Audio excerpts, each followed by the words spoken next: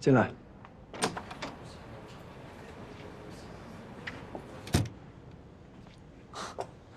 换单间了？单间有什么稀罕的？比起外面那热热闹闹大开间，这里就像个笼子一样。待久了，没准我也快瞎了笼了吧？那你干嘛把我约到这个笼子里呢？怎么了？神神秘秘的。你说蓝雅的死亡时间是6天。根据基地吉丁虫虫卵的形态来看，应该是6天。你光看虫卵的形状，就能看得出来是6天。这有什么的？看得多了，自然就有感觉了。哎，就像你们当警察的，看的坏人多了，肯定抓坏人就更有感觉。你这么肯定死亡时间是6天啊？你什么情况啊？当然是估计啊，只不过呢，我对我的估计很有信心而已。哎，对了，金陵不是已经拿回实验室做培养和比对了吗？你可以等等他的结果。我找你就是为了这事儿。走。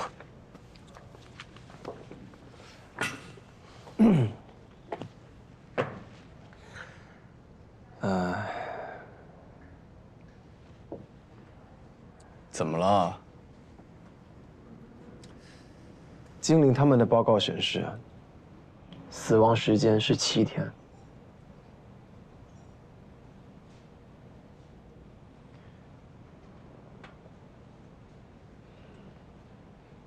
倒也差不多。差很多啊！你应该知道，死亡时间差1天，那可不是小事儿。有多少人的命运会因此而改变？我当然知道。那我就想再问你一次，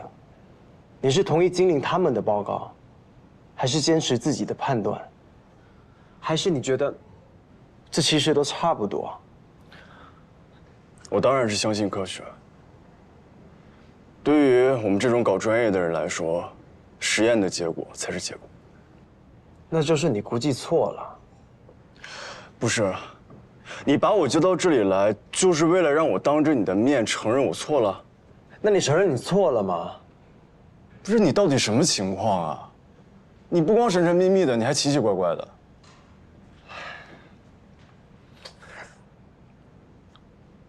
我在局里调了法医昆虫学实验室的值班报告。如果死亡的时间是6天，如果是6天，马里奥就有作案的时间。但如果是7天，马里奥就没有，因为当天他在值夜班，还有监控的记录。所以你还是在怀疑马里奥？恰恰相反，所以我才……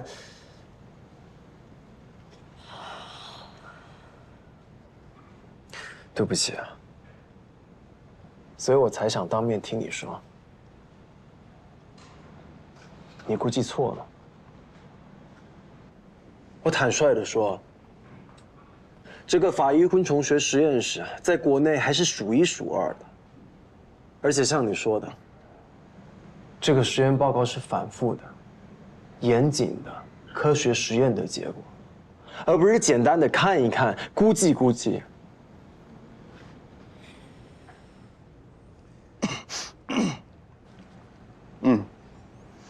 你说的对。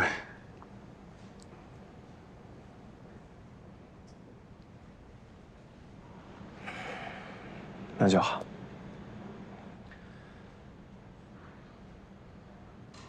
对不起。但如果你要我说心里话的话，我依然还是会坚定地认为是6天，因为我相信我的感觉。所以你是在怀疑金陵的专业性、严谨性，还有他的敬业精神了。谭景天，马里奥他只是喜欢金陵，他并没有。如果你非要这样说的话，那我们也没必要做朋友。景天，但我还是那句话，根据基地吉丁虫虫卵的形态来看，应该就是6天。我不管嫌疑人是谁。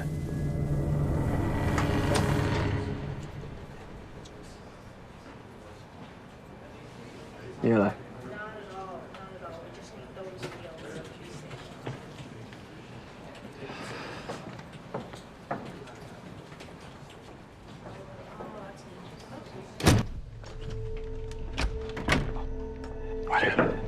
สวัสดีครับ สวัสดีค่ะ คนนี้เป็นคุณบีของพิรวัตรครับ เป็นคนที่เคยใช้ยาเสพติดทำร้ายคนนี้ ใช่แล้วค่ะ เขาแหละ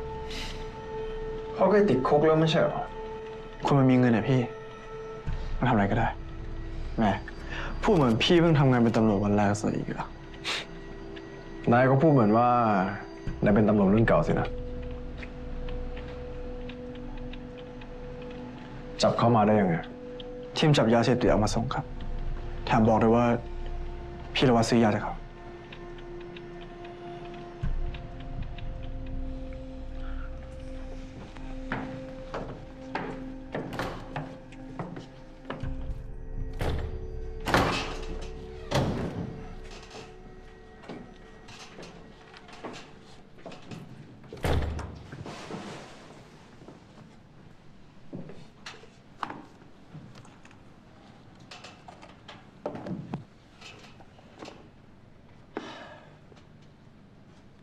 เข็มฉีดยาเข็มหนึ่งทำให้พีรวัตรเสียชื่อเสียงทำให้เขากลายเป็นคนจรจัดเอาชีวิตเขาไปนี่ต้องเกลียดขนาดไหนเลยเหรอ ใช่ ผมเกลียดขี้หน้าเขา ผมไม่ปฏิเสธ ว่าผมเกลียดเขามาก เกลียดกันถึงต้องขนาดฆ่ากันเลยเหรอ ผมเปล่านะ หลังจากคืนวันนั้น ที่พีรวัตรขโมยเฮโรอีนของผมไป ผมก็ไม่ได้เจอเขาอีก แล้วผมก็ไม่รู้ด้วยว่าเขาอยู่ที่ไหน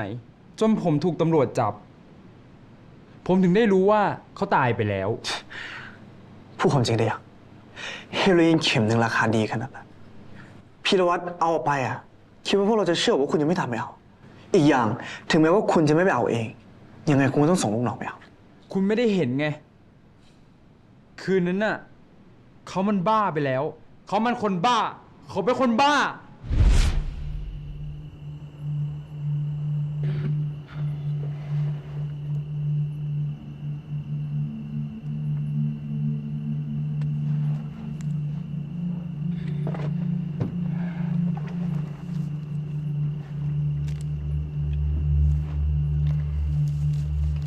ไม่ขาดไม่เกิน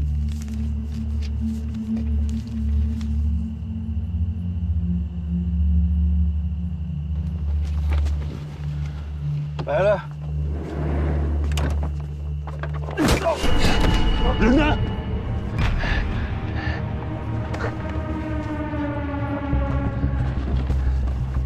我给你掉，快点给我！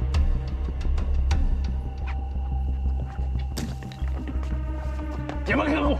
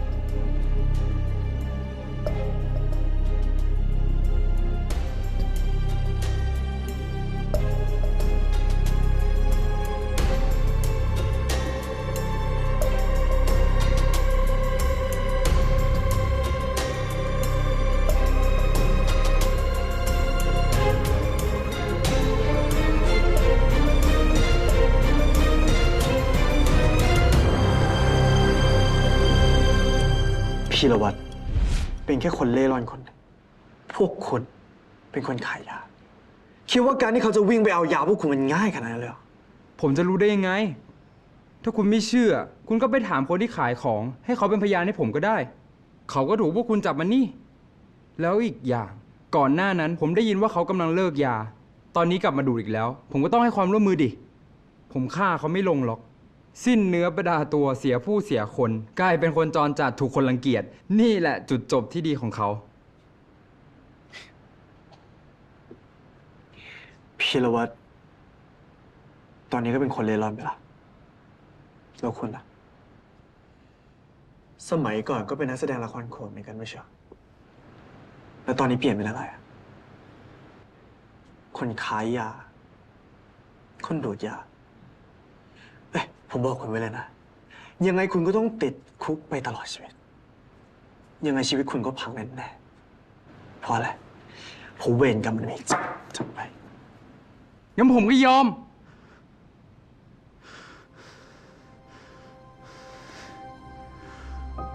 เราเข้าวงการมาพร้อมกัน คุณก็ได้เห็นโปรไฟล์ของผมแล้ว ผมแย่กว่าเขาตรงไหน ทุกๆวันผมตื่นนอนก่อนเขา1 ชั่วโมง ซ้อมมากกว่าเขา1 ชั่วโมง ผมพยายามทำทุกอย่างให้ทุกคนพอใจ แต่ไม่มีโอกาสแสดงบนเวทีเลยสักครั้ง 10 ปีแล้ว 10 ปีมาแล้ว โอกาสสักครั้งก็ไม่เคยมี เพราะมันคนเดียว ผมจะทำทุกทาง เพื่อทำลายมัน มึงเดี๋ยวไปตายในคุก คุณลืมไปแล้ว ผมเคยออกจากคุกมาแล้วนะ เชี่ยนี่ไง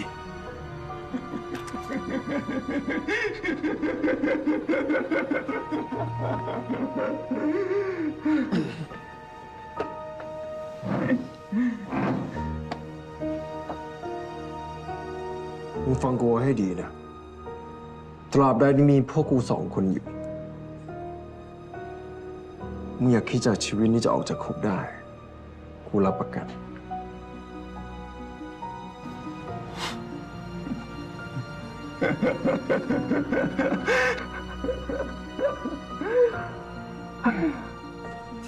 ยังไงผมก็ไม่เข้าใจ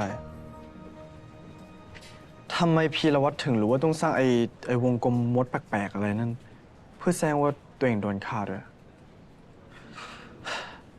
เทียน ถึงแม้ว่าคุณศึกษาเรื่องนี้อยู่ ผมบอกเลยว่าคุณเจอมดทุกวันศึกษาเรื่องนี้ทุกวัน ถึงแม้ว่าเป็นคุณผมก็พนันว่ายังไงคุณก็ไม่รู้หรอก 不用赌，我也想不到。 ใช่ปะ ผู้เขียนเรื่องรามเกียรติ์เขาชื่อฤาษีวามิกิค่ะ แปลว่า กองดินที่อยู่หน้ารังมด 现场有蚂蚁洞，制造蚂蚁怪圈的蚂蚁应该就是那些洞里的。 งั้นก็ถูกต้องแล้วล่ะ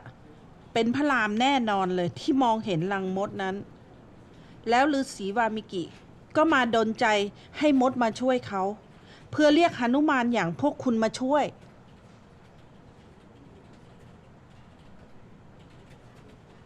พระลำเรียกหนุมานเพื่อมาช่วยนางสีดา แล้วพีรวัตรเรียกพวกเรามาช่วยใครครับ ก็เขาสร้างภาพปลอมขึ้นมา เพื่อที่จะให้เรารู้ว่าคนคนนั้นเป็นใครนะ ผมลองคิดไปคิดมาแล้วนะ ยังไงผมก็รู้สึกว่าเป็นมาริโอ ลองคิดดูนะ พีรวัตรทำร้ายมาริโอที่จอดรถฆ่าตัวตาย เพื่อแซงแล้วก็ทำให้เรารู้สึกว่าเป็นมาริโอฆ่าเขา อีกอย่างมันยังมีอีกจุดหนึ่งก็คือ ผมลองพิจารณาดูแล้ว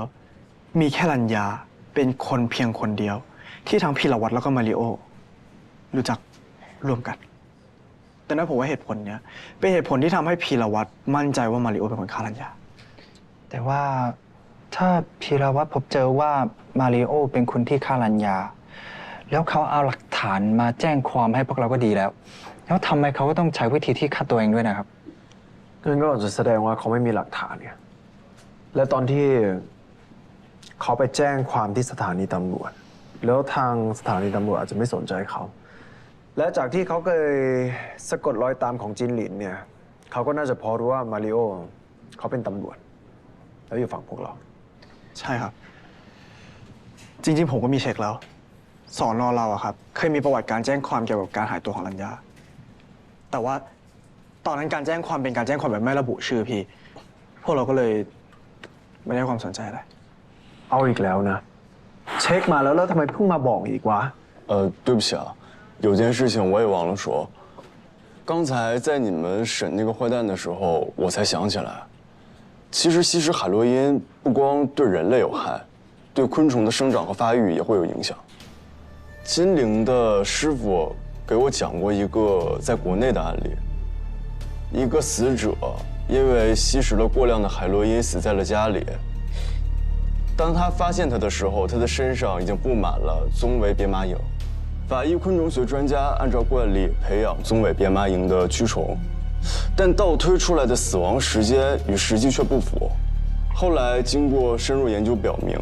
是死者体内的海洛因影响到了寄生的棕尾扁马蝇的生长和发育，整整的让死亡时间提前了29个小时。你是在怀疑法医昆虫学实验室的实验蛆虫被喂食过海洛因，所以实验报告的结果比你估计的提前了1天。我也是突然想到了这一点，具体的可能需要调一下实验样本，重新检验再看一下。那我是打给经理。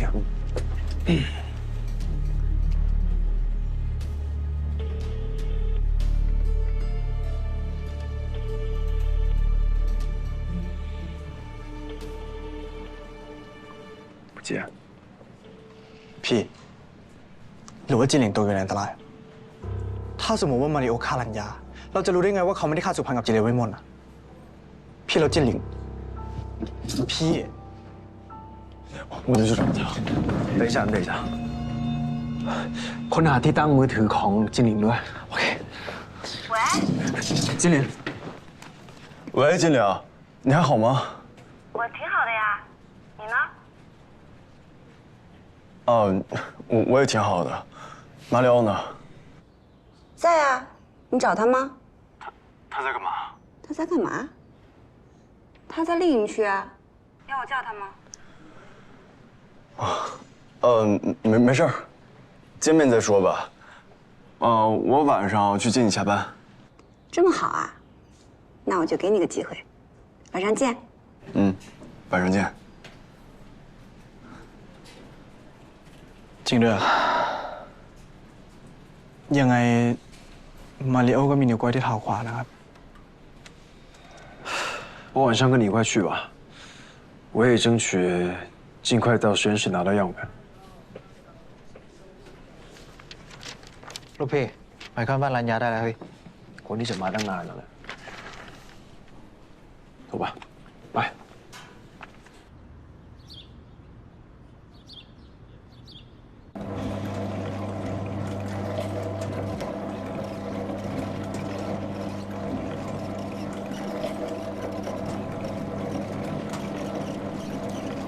จินหลิง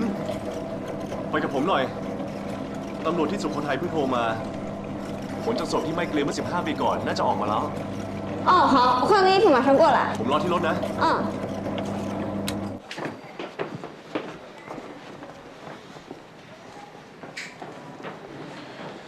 根据昆虫协会提供的线索，蓝雅已经失踪10天了，死亡时间不管是6天或是7天，凶手都已经折磨蓝雅好几天了。真是个变态恶魔。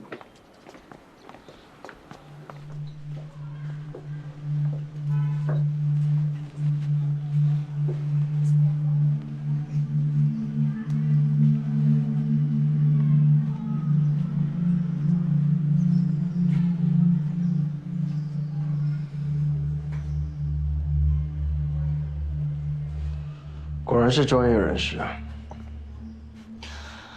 不然你以为昆虫学就是玩虫子啊？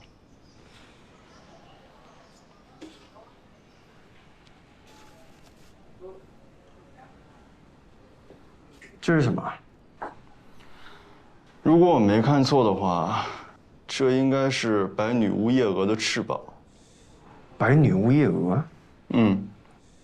这是一种非常巨大的蛾，而且十分珍贵。不知道为什么被主人给烧了，按理来说应该是舍不得烧的。这瓶子我好像在哪见过。这是便携毒瓶，一般研究昆虫的实验室都有。毒瓶？这种便携毒瓶分为2种，一种是潮解性毒瓶，一种是挥发性毒瓶。这一瓶就是潮解性毒瓶。潮解性毒瓶里面有剧毒的氰化物，非常危险，只有对取证要求特别高的专业特许实验室才会有，比如说法医昆虫学实验室。而且这种毒瓶都是登记在案的，你看这儿 ，CAL 应该就是丽莹，45应该就是编号。这就对了，我在金陵实验室见到就是这种瓶子。别动，小心有毒。是逗我玩呢？这些便携潮解瓶里面装都有氰化物，都是标好号登了记的。那为什么会在莱雅这里？像莱雅所在的昆虫学会这类一般学术类的昆虫研究所，或者是昆虫民间组织，按理说应该使用的是挥发性毒瓶，应该不可能有这种潮解性毒瓶。我给金陵拍了照片，问他就知道了。哎，我觉得我们有必要去一下他们的实验室，我给金陵打个电话。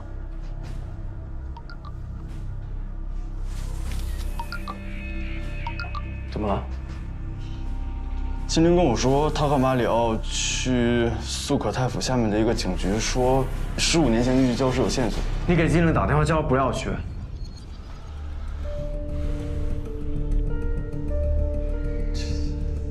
打不通啊！边走边打，咱们先实验室。เดี๋ยวเจอกันชั้น1เลยนะแล้วนายค้นหาที่ตั้งมือถือของจีนิงด่วนแล้วนายโทรหาการนะบอกให้การเนี่ยไปหาสถานีตำรวจที่ใกล้แลบของจีนิงให้ด่วนที่สุดแล้วให้ควบคุมหลักฐานทั้งหมดด้วยโอเคโอเคแม่งเอ้ยกูเห็นกับตาเลยนะเว้ยว่าเท้าขวามาเรียกว่ามันมีนิ้วก้อยอ่ะหรือว่าการวาดภาพของเรามันผิดพลาดวะพี่หรือมันเป็นไปได้ปะวะที่มาริโออาจจะทำนิ้วปลอมแล้วมาติดเองอะ我没有入职体检呢。เต๋อหาข้อมูลที่มาริโอเขาเคยตรวจสุขภาพตั้งแต่เด็กจนโตมาให้หน่อยครับเต๋อติดต่อสถานีตำรวจทางสุโขทัยดี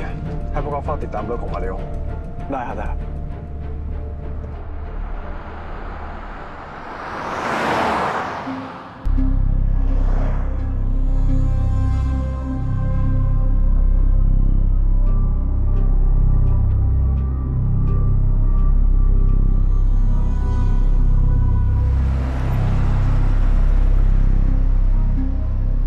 เอ้ยพี่โลเคชั่นบ้านมาริโอมาแล้วนะ ส่งมา ได้ครับ ให้พักพวกไปควบคุมบ้านของมาริโอที ได้ครับ我们也过去。听你的เต๋อให้พักพวกไปที่แลบของจินนิงกับมาริโอทีให้พวกเขาลองดูว่าขวดยาพิษนั้นมันหายไปจริงหรือเปล่า ได้ครับ กูจะลองดูว่ามาริโอมันฉลาดจริงไหม พี่เดี๋ยวข้างหน้าเลี้ยวซ้ายนะครับ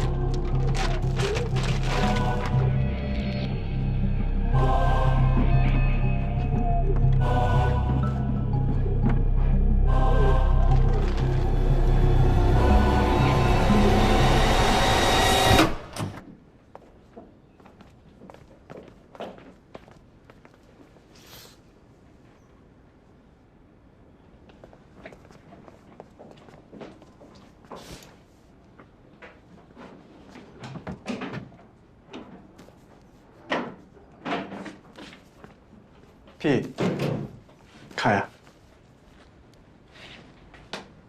ไม่รู้เหมือนกันนะแต่คิดว่าน่าจะสำคัญกับมาริโอเช็คขอบหน่อย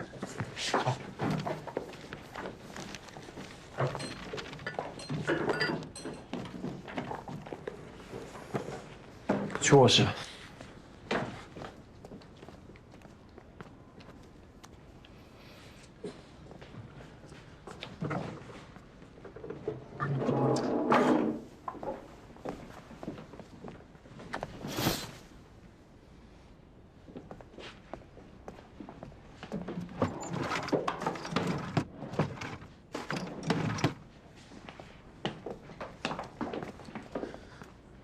พี่ ว่า การบอกว่าขวดพริกขวดนั้นมาจากแหลมมาริโอจริงพี่ แล้วก็ประวัติการตรวจสอบร่างกายของมาริโอในช่วงมหาลัยเจอแล้วถ้าขวานมาริโอไม่มีนิ้วก้อยจริงๆพี่ เป็นผู้ชายลึกลับอยู่ในสาขากีตวิทยาเท้าขวาของเขาไม่มีนิ้วก้อยเป็นมันจริงวะเฮีย金玲呢？金玲找到了吗？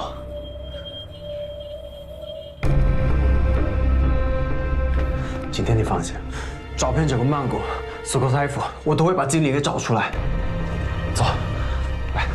哎，等一下。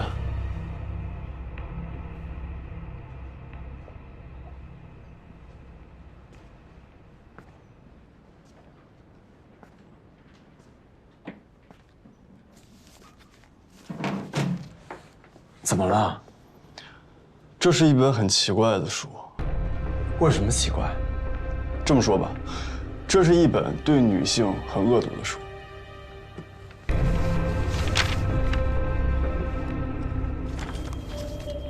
蓝牙，尸体被烧焦，捆住双臂，胳膊会被直接扯断。蓝雅就这么死的？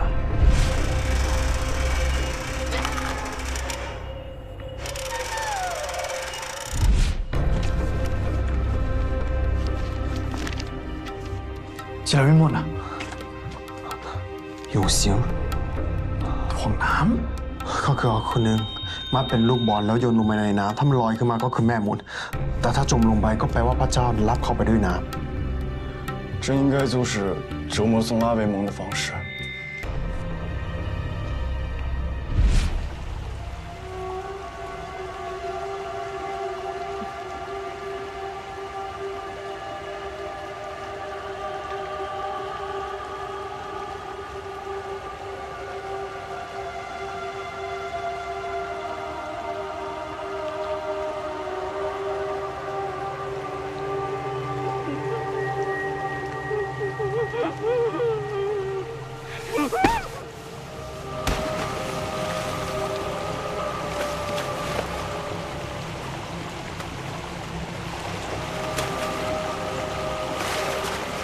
พี่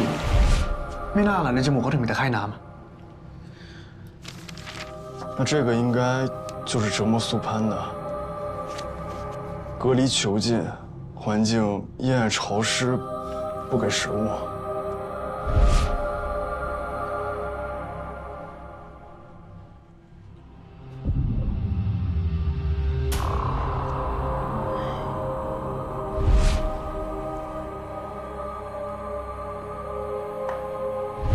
这马里奥为什么这么折磨他们？为什么啊？因为他们都是女巫。女巫？这本书里所有的行刑方式都是针对女巫的，因为女巫的血是不纯洁的，会污染环境，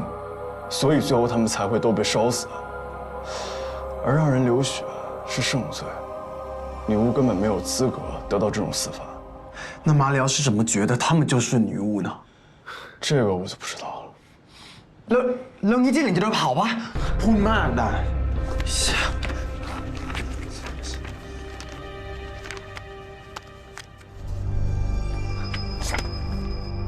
精灵，他会怎么折磨精灵？他会带精灵去哪儿？将他丢到大水桶里，让他不停地喝水，不停地喝水。如果不喝的话，就让他淹死。大水桶，这哪有大水桶？可以装下人的水桶。เดี๋ยวติดต่อพรรคพวกให้เขาหาโรงงานน้ำโรงงานเหล้าและโรงงานไฟฟ้าทั่วกรุงเทพสุโขทัยหมดไป走ไป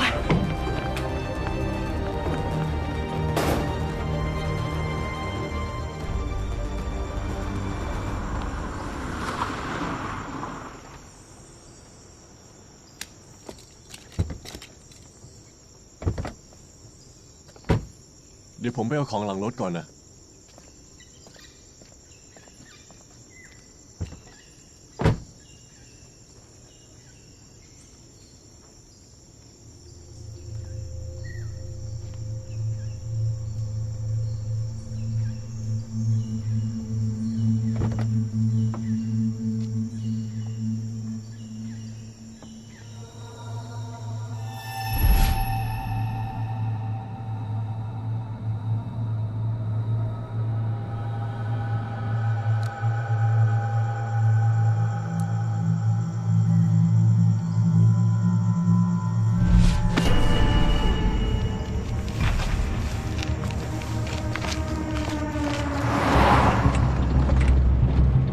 ช็คโรงงานสารเคมี โรงงานปูนซีเมนต์ โรงงานยางพาราทุกโรงงานที่มีแทงน้ำใหญ่เช็คมาให้หมดเข้าใจใช่ไหม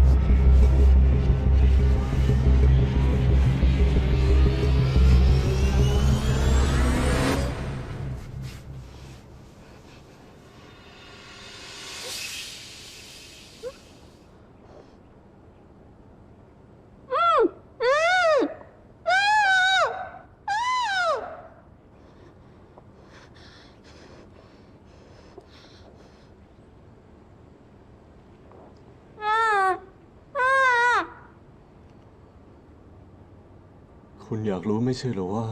ศพไม่ไหม้เนี่ยเป็นศพใคร ตอนแรกผมก็คิดว่าเขาเป็นแม่ผม แต่มารู้ทีหลังว่า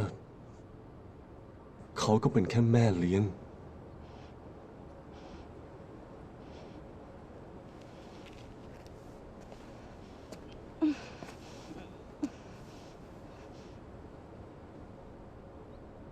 ผมจำได้ว่าฤดูร้อนตอน7 ขวบ อยู่ดีๆแม่ก็ขึ้นมาบนเตียงผม ผมรู้ว่าทำแบบนี้มันไม่ปกติ ผมอยากขัดขืน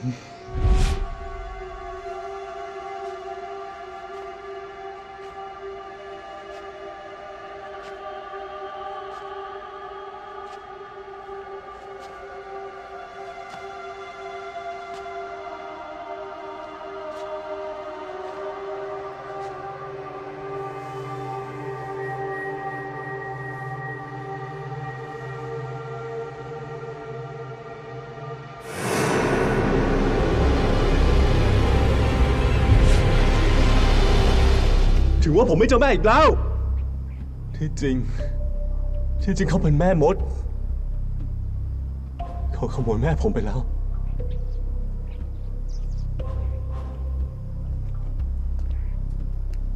เขาขโมยแม่ผมไปแล้ว เขาขโมยแม่ผมไปแล้วขโมยแม่ผมเลือกจะฆ่ามันจะแก้แค้นให้แม่รู้อะไรไหม ผมเจอหนังสือเล่มหนึ่งที่บอกวิธีฆ่าแม่มดโดยเฉพาะ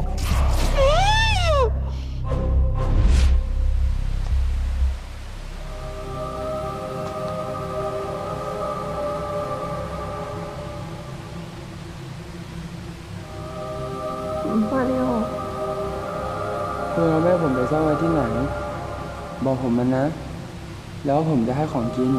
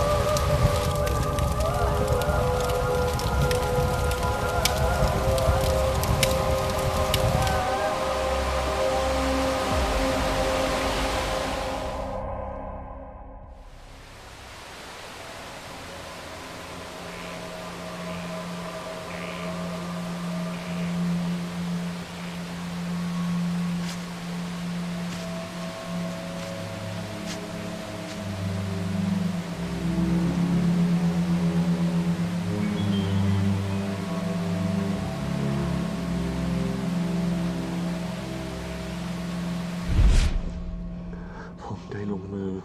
ฆ่าคนที่ขโมยแม่ผมไปแล้วแม่ผมก็ยังไม่กลับมาหลังจากนั้น ผมก็ไม่กล้าเข้าใกล้ใครอีกเลย ผมกลัวว่ามันจะขโมยตัวพวกเขาไปอีกจนกระทั่งผมไปเจอวรมนเธอหน้าตาเหมือนแม่ผมมากทั้งสวยมาก ผมตกหลุมรักเขาช่วงเวลาที่เราได้อยู่ด้วยกันช่างสวยงามจริงๆผมนึกว่าพวกคุณปล่อยผมไปแล้วจะเปล่าเลยพวกคุณไม่ได้แค่เอาตัวไปแต่ยังขโมยสุพัฒน์กับรัญญาไปด้วยตอนนี้ยังมาขโมยจินหลิงไปอีกทำไมพวกคุณทำกับผมแบบนี้ทำไมไม่ยอมปล่อยผมไปสักทีบอกมาสิจิงหลิงอยู่ที่ไหนจิงหลิงอยู่ที่ไหนบอกมาสิเอาคืนมาเอาคืนมา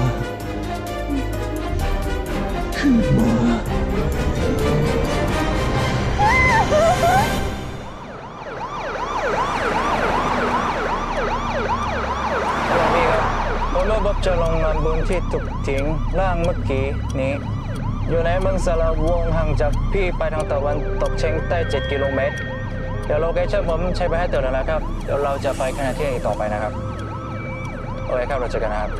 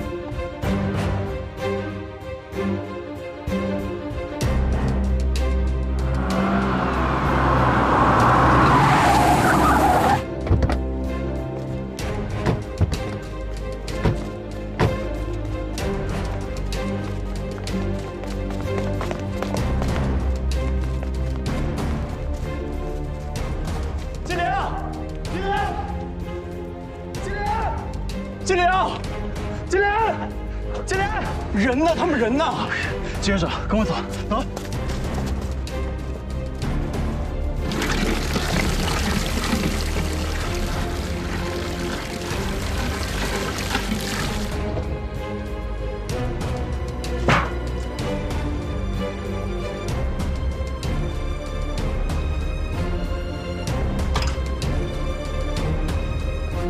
แก้วเจนหลิงไปซ่อนที่ไหนถ้าไม่พูดจะให้แกกินน้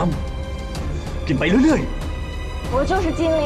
你这个疯子，你这个变态狂！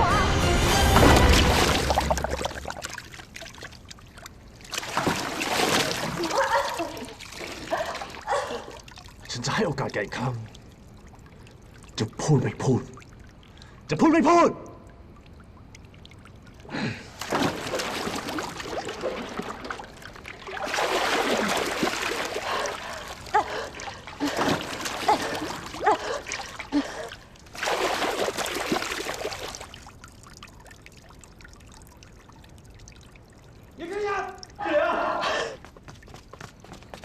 หยุดนะครับ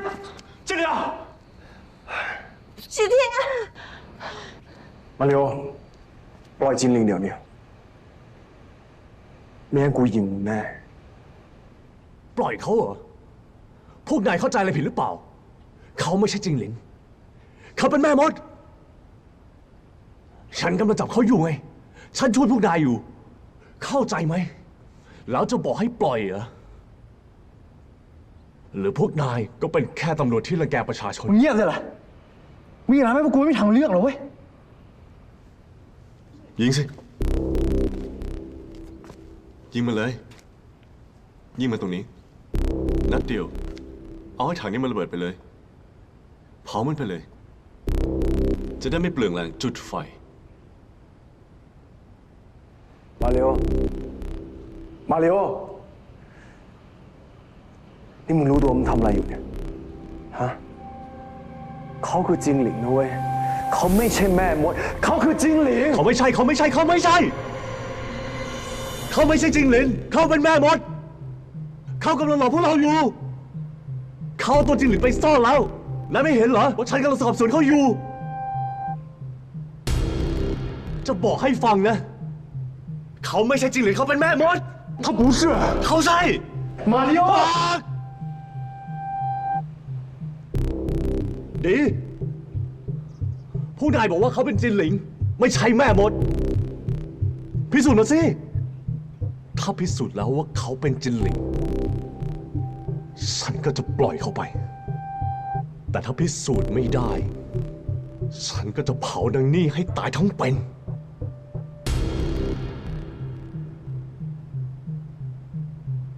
เร็วสิ พิสูจน์มาสิ พวกนายก็พิสูจน์ไม่ได้ ว่าเขาไม่ใช่จิงหลิน แต่เขาเป็นแม่มด我可以证明จะพิสูจน์ยังไง หยุดอย่าเข้ามา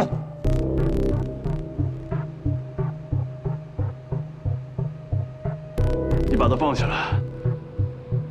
我替他。แทนเขาเหรอเพื่ออะไรกัน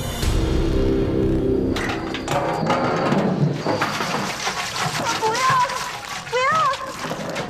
不要，不要！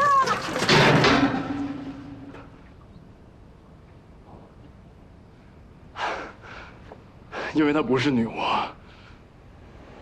她是我的爱人，她是金灵。เป็นไปไม่ได้ เป็นไปไม่ได้ เป็นไปไม่ได้ เป็นไปไม่ได้ 你这个可怜虫，你知道什么？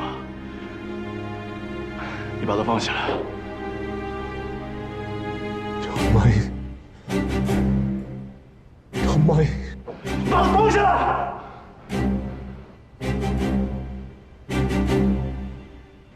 ฉันจะพิสูจน์ให้ผู้นายเห็นว่านางนี่มันเป็นแม่มด ช่วยแม่มดทำไม ทำไมถึงช่วยแม่มด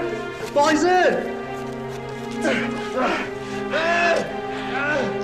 ะช่วยแม่มดทำไม ช่วยแม่มดทำไม 没事了，没事了，金灵。 ช่วยแม่มดทำไม ช่วยแม่มดทำไม 敢去啊，李万！来，没事了，没事了。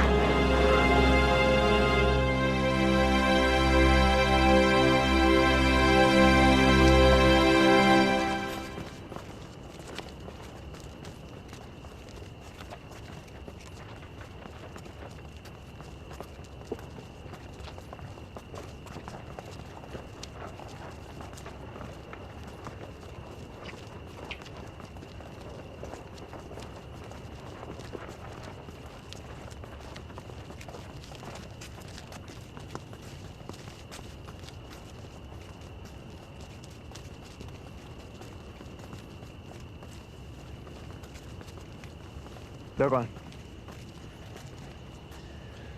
看到你脸上，我还真的相信爱情了。请问你都经历了些什么？白塔，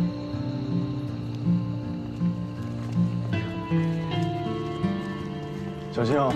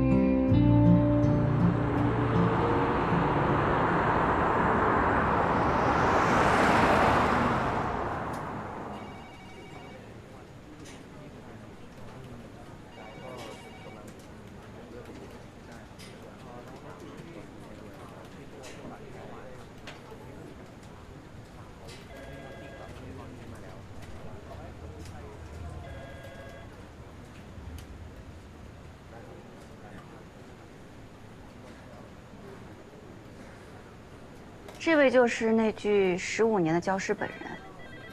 嗯，也就是马里奥的养母，也就是这个人。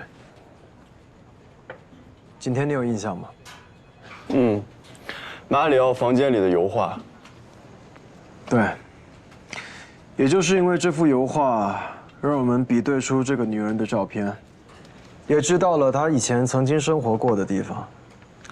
这个女人确实失踪了15年，但更奇怪的是，这15年一直都没有人报案。但是我比较好奇的是，为什么马里奥小年纪就可以这样残忍地杀害他的养母，然后一直貌似正常的生活着，直到15年之后开始杀人，这一杀就是3个人，差点就成4个了，幸亏你们来得及时。幸亏你那么勇敢。今天你可真会聊天，难道不是吗？是呀，当然是啊。哎，对了，德怎么没来啊？ อ๋อเต๋อไปเข้ารับการอบรมที่อินเตอร์พอร์ตที่ต่างประเทศนะครับ 哦，回到刚才景天的问题吧。从马里奥的养母，到宗拉维蒙，到素攀，到兰雅，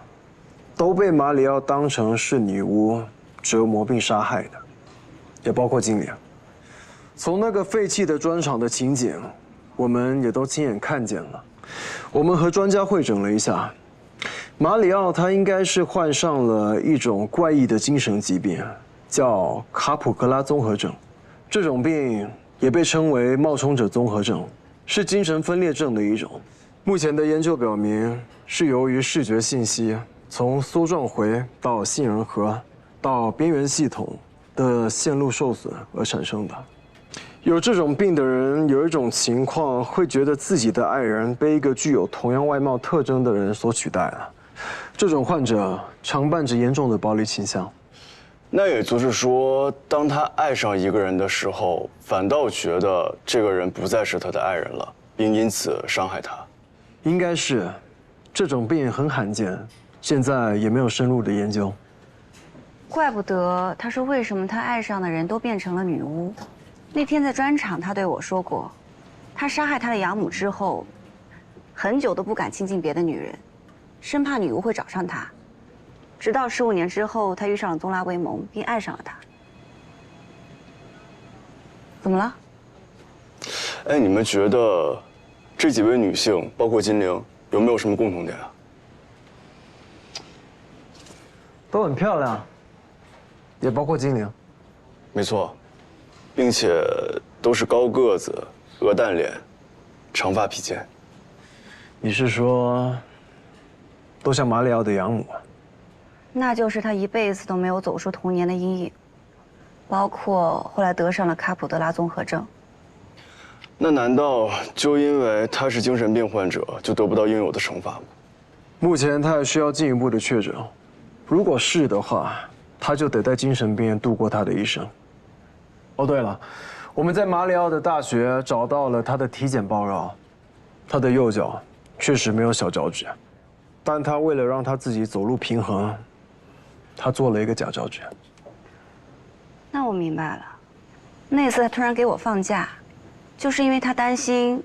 我会通过法医人类学的相关途径找出那具15年前焦尸的真相，所以他让我离开，好转移这具焦尸。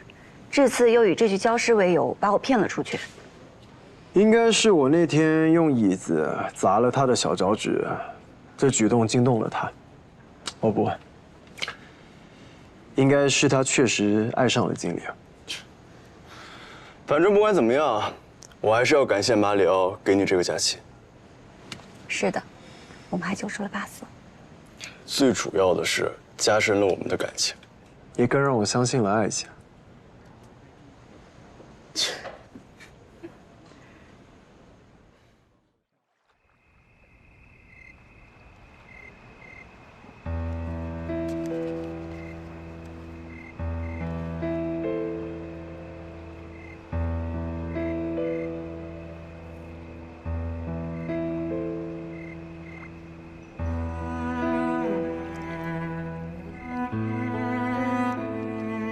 是我们对不起佩林瓦。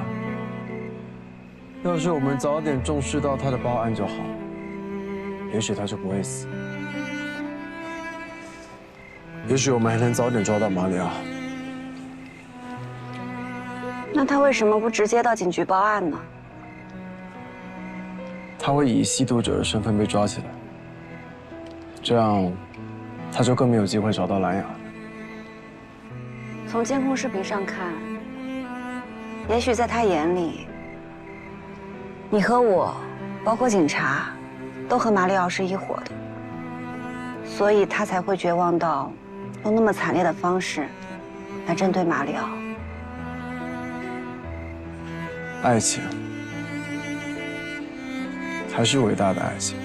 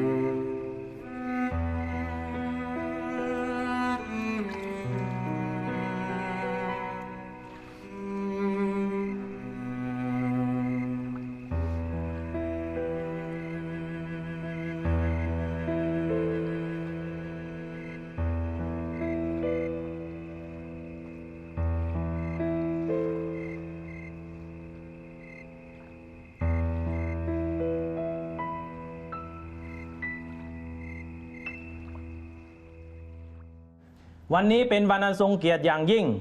ที่จะได้มอบยศให้สารวัตรวรริศที่สามารถไขคดีได้ลำดับต่อไปเรียนสารวัตรวรริศ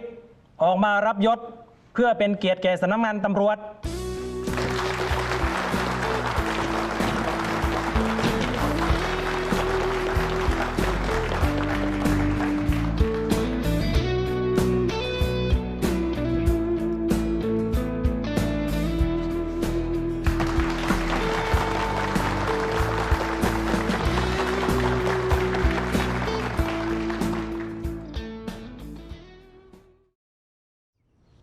哎，阿姨怎么样？挺好的。哎，你这算是在铺垫吗？没有，我是真的关心她呀。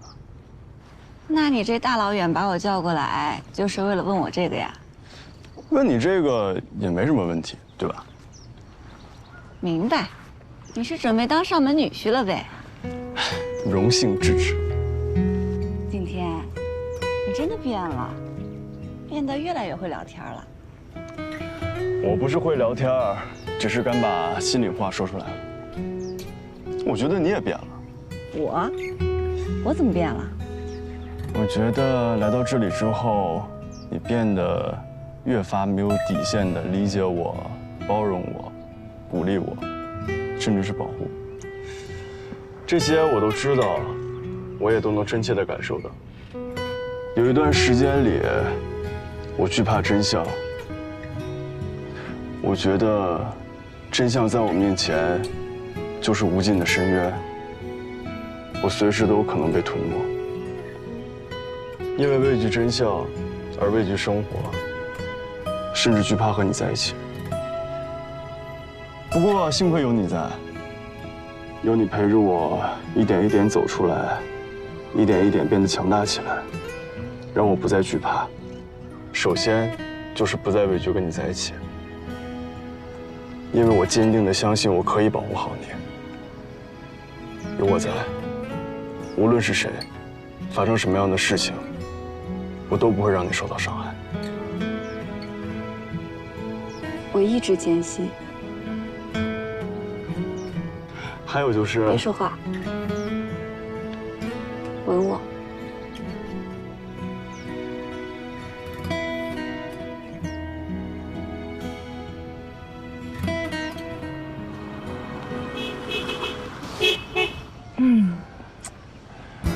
怎么我们到哪里他都能找到？不好意思啊，经理，又有新的案子了，给你借几天用一下。没办法，有正事儿，回去吧。回去自己路上注意安全。嗯，好了。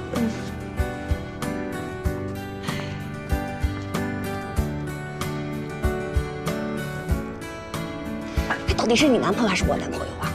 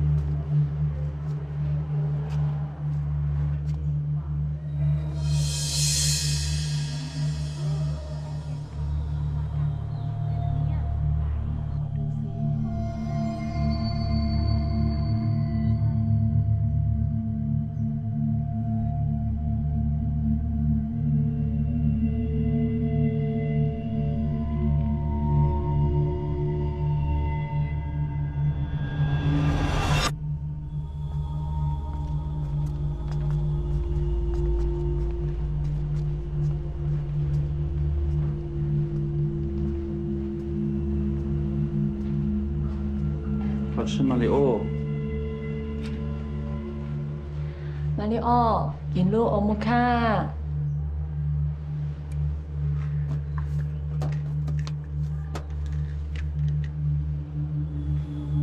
อาปาก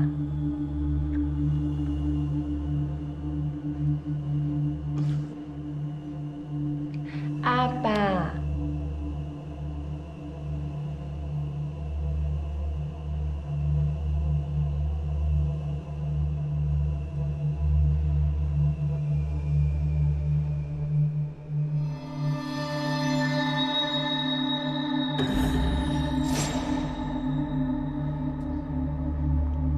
ออลิงเคน